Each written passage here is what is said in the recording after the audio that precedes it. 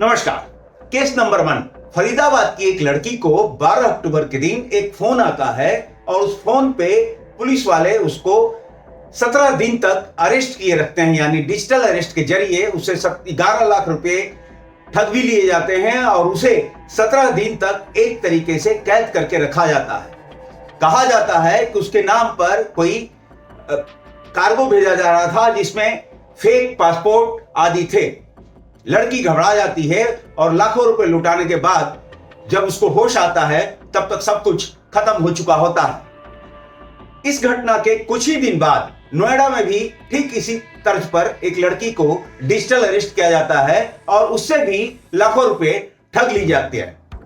ये लड़की software engineer होती है, लेकिन डिजिटल अरेस्ट को सही समझकर यह घबरा जाती है और कैद होकर आखिरकार लाखों रुपए से भी हाथ धो बैठती है।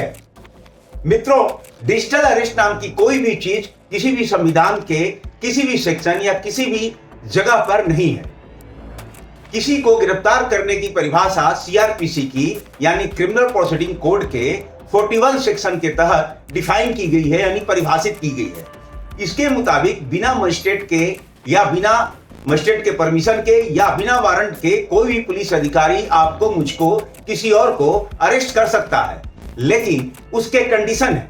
पहला कंडीशन यह है कि अरेस्ट करने का जो बेस है, या तो जिस व्यक्ति को अरेस्ट किया जा रहा है उसके खिलाफ कोई ऐसा कंप्लेन हो जिसमें सजा 7 साल या 7 साल से ऊपर हो, या फिर उस पुलिस अधिकारी के सामने उक्त व्यक्ति जिसको अरेस्ट किया जाना है, उक्त व्यक्ति कोई ऐसा संज्ञेय अपराध कर दे जिसकी सजा 7 साल हो, या पुलिस अफसर जो है जो अरेस्ट करने गया है उसको लगता है कि ये आदमी समाज के लिए ऐसा खतरनाक वारदात को अंजाम दे सकता है जिससे शांति व्यवस्था भंग हो सकती है। उस स्थिति में वह उस व्यक्ति को गिरफ्तार कर सकता है।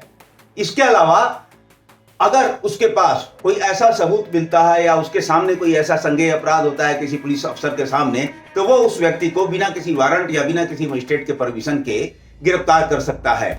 लेकिन इस गिरफ्तारी के लिए उसको कागजी कार्रवाई करनी पड़ेगी, यानी डिजिटली वो किसी को अरेस्ट नहीं कर सकता। वो थाने में आपको बुला सकता है फोन करके, वो आपके घर जाकर वारंट साथ में लेकर तलाशी कर सकता है, लेकिन आपकी गिरफ्तारी के लिए उसको कागजी कार्रवाई ही पूरी करनी पड़ेगी।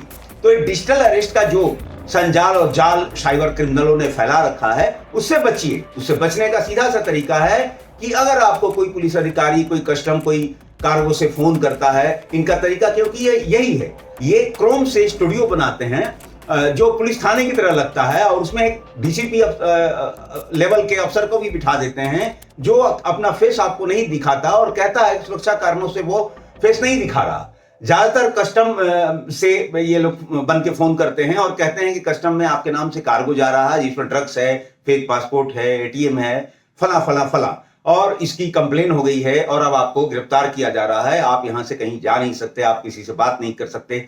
तो ये मान के रखिए कि कोई भी पुलिस ऑफिसर या कोई भी सरकारी प्रवर्तन एजेंसी अगर आपको गिरफ्तार करती है तो ऐसा कभी नहीं कहती कि आप किसी से बात नहीं कर सकते, आप कैद हैं, ऐसा कभी नहीं होता।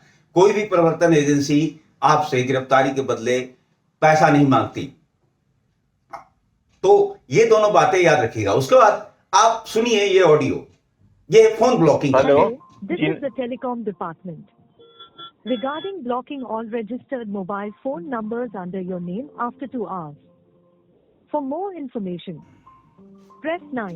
आपने सुना, इस ऑडियो में बताया जा रहा है कि टेलीकॉम डिपार्टमेंट से आपके पास एक फोन आता है और वो टेलीकॉम डिपार्टमेंट से आईवीआर रिकॉर्डिंग के जरिए बताया जाता है कि आपका फोन 1 घंटे के अंदर ब्लॉक होने वाला है और आगे डिटेल्स के लिए आप 9 नंबर दबाइए। आपने जैसे ही 9 नंबर दबाया, आप समझिए आप लूट गए। इसलिए साइबर क्रिमिनलों से बचाव सिर्फ जागरूकता से ही हो सकती है, और वो जागरूकता तभी आ सकती है जब किसी भी तरह का फोन आए, किसी भी तरह का मैसेज आए, किसी भी तरह का लिंक आए, आप उसको क्लिक ना करें, आप उसको फोन ना करें, आप उसको रिस्पॉन्ड ना करें, आप उसके जाल में ना फंसे। अगली बार फिर एक मुद्दे के साथ जल्द ही मुलाकात होगी। तब तक के लिए नमस्कार।